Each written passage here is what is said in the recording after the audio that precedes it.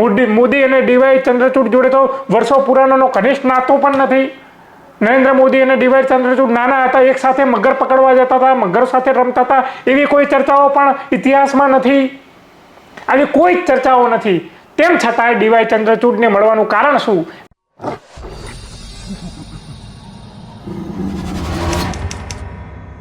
નમસ્કાર, ક્રાંતિ માર્ગથી હું વિમિત કુમાર. સાથીઓ, આપણા દેશનું બંધારણ એ દુનિયાનું સૌથી શ્રેષ્ઠ મહાન બંધારણ છે. આજે પણ કોઈએ ન્યાય મેળવવા માટે રસ્તા ઉપર ઉતરવું પડે તો હાથમાં બંધારણની કોપી લઈને જાય છે કે કદાચ મને ન્યાય મળે ને તો આ દેશના બંધારણ મુજબ ન્યાય મળે. લોકોને આ દેશના બંધારણ ઉપર અતૂટ વિશ્વાસ છે, ભરોસો છે. અને આ દેશના બંધારણના ઘડવૈયાઓ એવી રચના કરી છે કે સદીઓ સુધી બંધારણને કોઈ ખંડિત ના કરી જાય. સદીઓ સુધી આપણો દેશ ભારત, એનું અસ્તિત્વ, એની ગરિમા અનંતકાળ સુધી જળવાઈ રહે એવી વ્યવસ્થા આપણા દેશના બંધારણના ઘડવૈયાઓએ આપણા દેશના બંધારણની અંદર કરી છે. અને વ્યવસ્થાના ભાગરૂપે આર્ટિકલ 50 ભાગ 4 રાજનીતિના માર્ગદર્શક સિદ્ધાંતોની અંદર સરકાર અને ન્યાયતંત્રને સૂચન કરવામાં આવ્યું છે કે ન્યાયપાલિકા અને સરકાર આ બંને એક ન થઈ જવી જોઈએ, આ બંને અલગ અલગ હોવું જોઈએ. ન્યાયપાલિકા અને કારોબારીનું વિભાજનની વાત કરવામાં આવી છે. જો ન્યાયપાલિકા અને સરકાર બંને રામલીલાની જેમ એક થઈ જાય તો પછી આ દેશના લોકોને આસાનીથી સરળ અને સચોટ હસ્તક્ષેપ વગરનો ન્યાય નહીં મળે. જો એક થઈ જાય તો લોકોના ન્યાયની અંદર હસ્તક્ષેપ હશે સરકારનો, અને સરકારના હસ્તક્ષેપ વગર ન્યાય મળે એ જ સાચો ન્યાય. હસ્તક્ષેપ વાળો જો ન્યાય મળે તો પછી એ ન્યાયની અંદર પણ અન્યાય હશે. એ અન્યાય ન થાય એના માટે આવી વ્યવસ્થા કરવામાં આવી છે. પણ આવનારા દિવસોની અંદર એ અન્યાય થાય તો હવે નવાઈની વાત નથી. એ ન્યાયની અંદર પણ અન્યાય થાય તો નવાઈની વાત નથી. આવનારા દિવસોની અંદર હસ્તક્ષેપ વાળો ન્યાય મળે તો પણ નવાઈની વાત નથી. કારણ કે સુપ્રીમ કોર્ટના મુખિયા એટલે કે મુખ્ય ન્યાયાધીશ ડીવાય ચંદ્રચૂડ એ સરકારના મુખિયા વડાપ્રધાન નરેન્દ્રભાઈ દામોદરદાસ મોદી આ બંને એકબીજાને હવે અંગત મિત્રતા કેળવી રહ્યા છે. અને સુપ્રીમ કોર્ટના મુખ્ય ન્યાયાધીશ પોતાના ઘરે વડાપ્રધાન નરેન્દ્રભાઈ દામોદરદાસ મોદીને આમંત્રિત કરે છે કે નરેન્દ્રભાઈ દામોદરદાસ મોદી, તમે અમારા ઘરે આવો, કંકુ પગલા માંડો અમારા ઘરે આવીને ગણપતિનું પૂજન કરો, તમે આરતી ઉતારો. તમારી હાથે અમારે આરતી ઉતારવી છે અમારા ઘરે, અને તમે આરતી ઉતારીને તમારો દર્શન કરવાના અમને લાહવો આપો. નરેન્દ્રભાઈ મોદી પોતાના દર્શન આપવા અને ગણપતિના દર્શન કરવા ડીવાય ચંદ્રચૂડના ઘરે ગયા અને ચંદ્રચૂડના ઘરે જઈને આરતી ઉતારી, જય ગણેશ જય ગણેશ જય ગણેશ દેવા, આવું કરીને એમને વિડીયો ઉતાર્યું અને સોશિયલ મીડિયામાં અપલોડ કરી દીધો. અને જ્યારથી આ વિડીયો અપલોડ થયો છે ત્યારથી સોશિયલ મીડિયાના જગતમાં તબાહી આવી ગઈ છે. શંકા અને કુશંકાઓ ચાલી રહી છે કે હવે આપણને સરકારના હસ્તક્ષેપ વાળો ન્યાય મળશે કે હસ્તક્ષેપ વગરનો ન્યાય મળશે. આવી શંકાઓ લોકો સેવી રહ્યા છે. કારણ કે ડીવાય ચંદ્રચૂડ અને મોદી બંને હવે મિત્ર બની ગયા છે. ડીવાય ચંદ્રચૂડ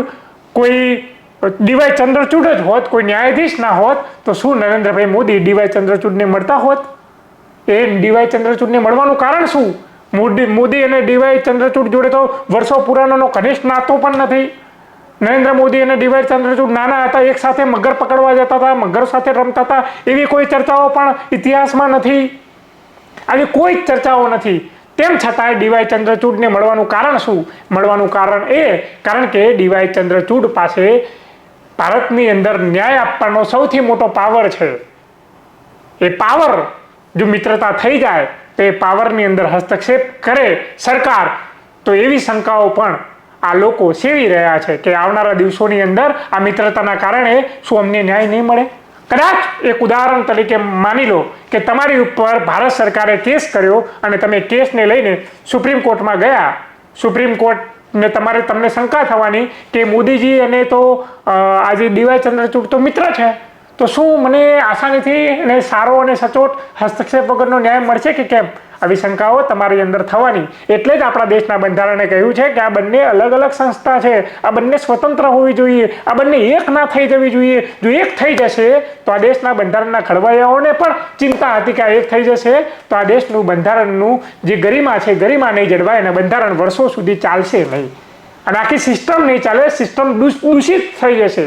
આ દૂષિત ના થાય, સારી રીતે સિસ્ટમ ચાલે એટલે એવી જવાબદારી બને છે એ ન્યાયપાલિકાના મુખિયાની અને સરકારના વડાના મુખિયાની કે આ બંનેને અલગ અલગ રાખે. પણ આ બંને પોતે ભાન ભૂલી જાય અને આ બંને એક થઈ જાય એવી કોશિશ થાય, ઘનિષ્ઠ મિત્રતા છે એવું જાહેરમાં સોશિયલ મીડિયામાં ફોટા અપલોડ થાય તો જેને શંકા ન થતી હોય એ પણ શંકા સેવાય કે આ બંને એક થઈ ગયા છે, હવે અમને ન્યાય નહીં મળે. અને હવે ન્યાયપાલિકાનું પણ સરકાર કદાચ અમુક ફેસલા ના લઈ શકે તો પાછલા બારણે ન્યાયપાલિકા દ્વારા એના હુકમો અને એના આદેશો દ્વારા લેવડાવી દે. જે SC/ST વર્ગીકરણની વાત હતી, લોકો એ પણ અત્યારે ચર્ચા કરી રહ્યા છે કે પાછલા બારણે સરકાર આને લાવી છે સુપ્રીમ કોર્ટના બહાને. આવી પણ વાતો થઈ રહી છે. જ્યારે એટ્રોસિટીની વાત હતી ત્યારે પણ વાતો હતી કે ભાઈ સરકારનો હસ્તક્ષેપ થઈ રહ્યો છે આની અંદર, સરકાર પાછલા બારણે આ બધું કરાવી રહી છે. આવી બધી શંકાઓ એટલા માટે પેદા થાય છે કારણ કે આ બંને એક થવાની કોશિશ કરવામાં આવે છે.